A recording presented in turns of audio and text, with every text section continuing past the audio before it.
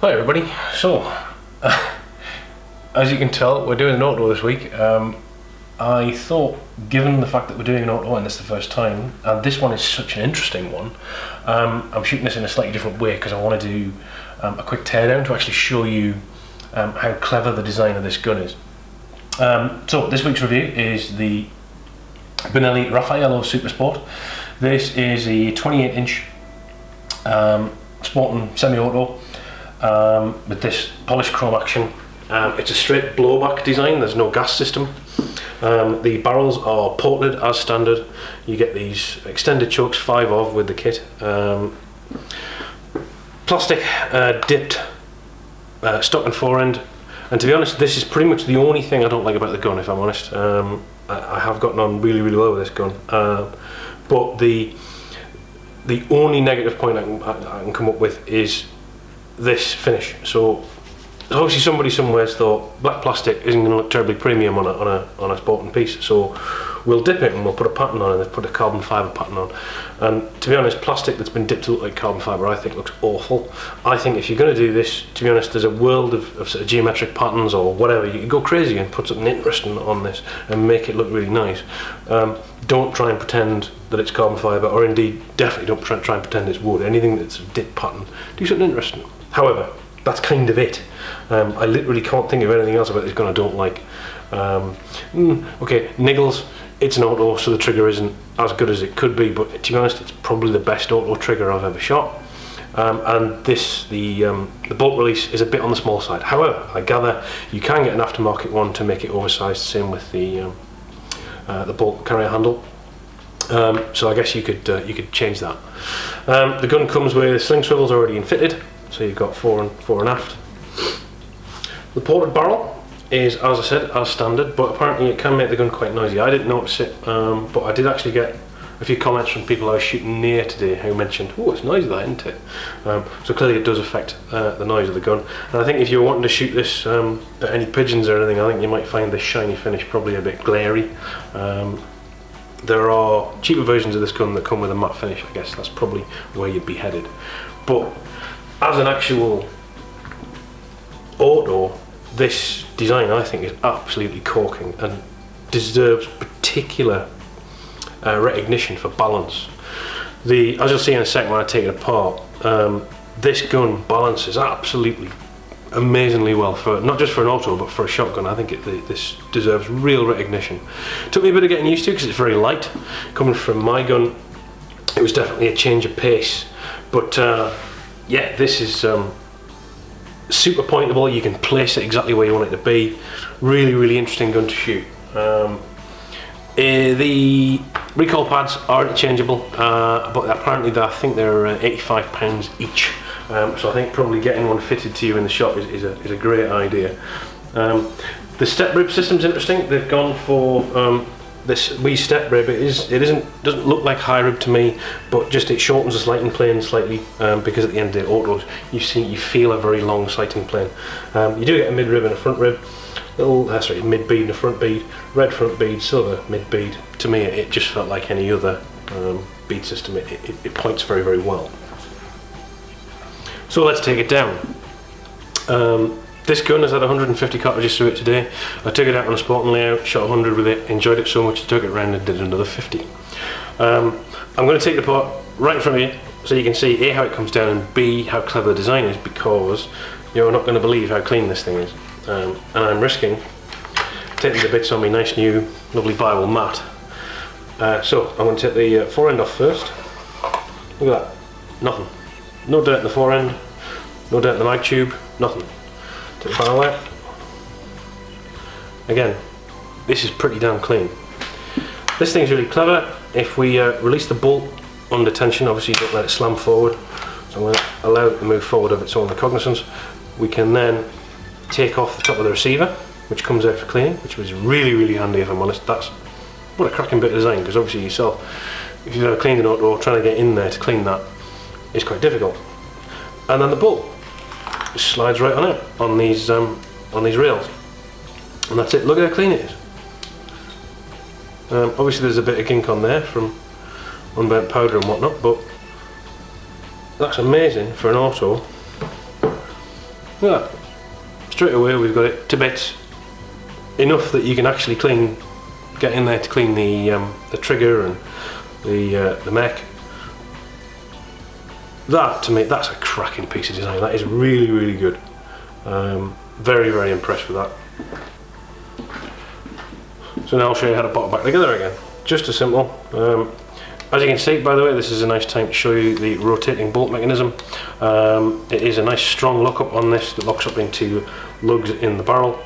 And just like a self-loading rifle or an auto-loader, rotating bolt, very, very simple, very, very effective. So we'll pop this back into its rails, making sure that this follower goes into there's a little cup at the front end of a recoil spring, which is in the butt, which of course is one of the reasons why this gun balances so well.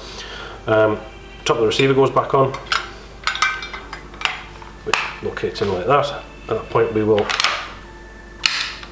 that little latch there keeps the bolt in battery.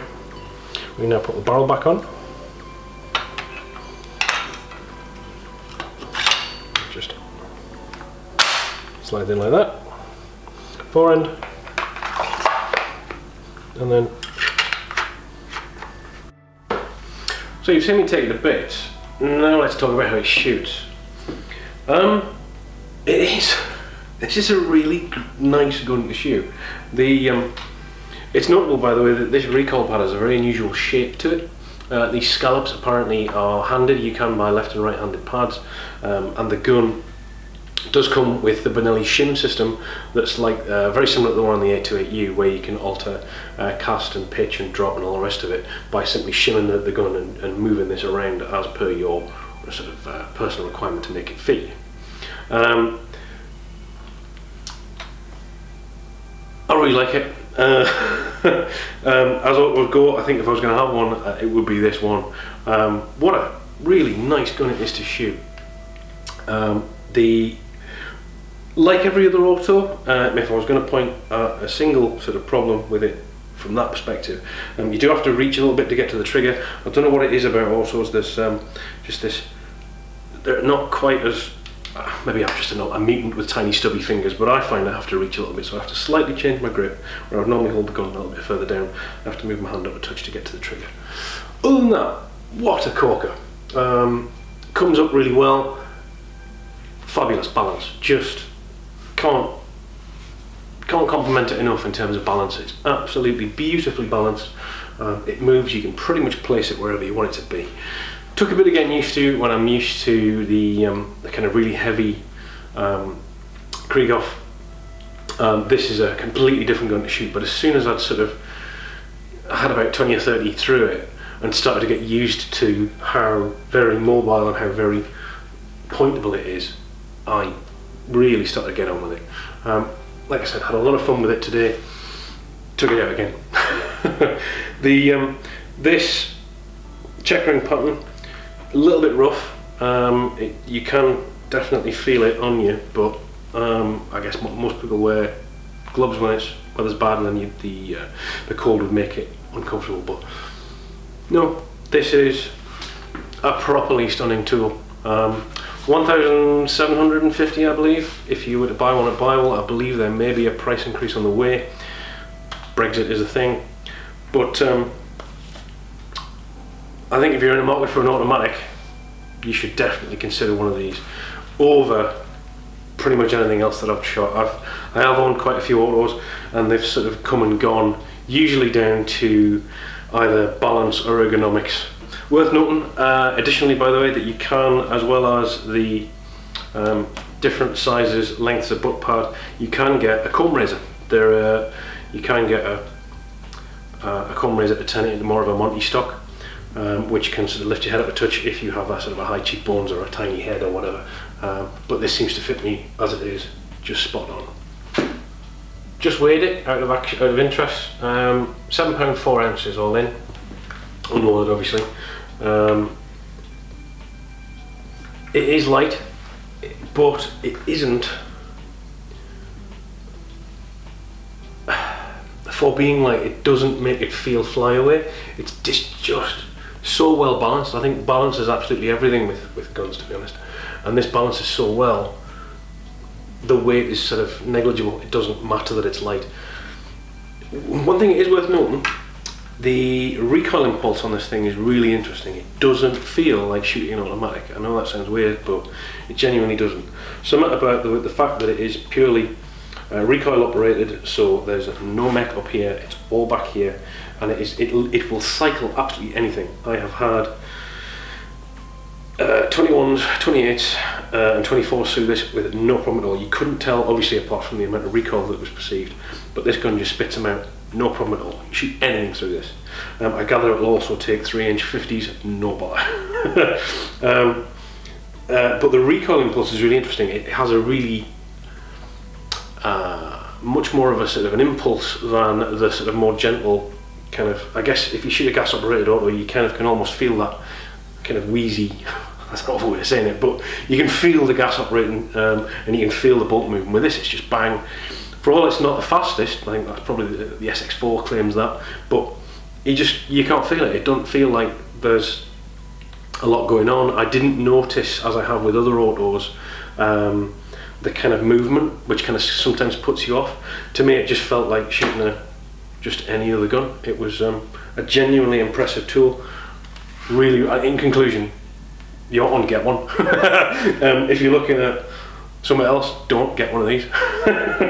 And no, I'm not getting paid by Benelli, but it's just that good. Alright, listen, I hope you've all enjoyed it, and I'll see you again next time. Who knows what's next. Drop me a subscribe if you enjoy the videos, please, and we'll see you again next time. Thanks very much, guys.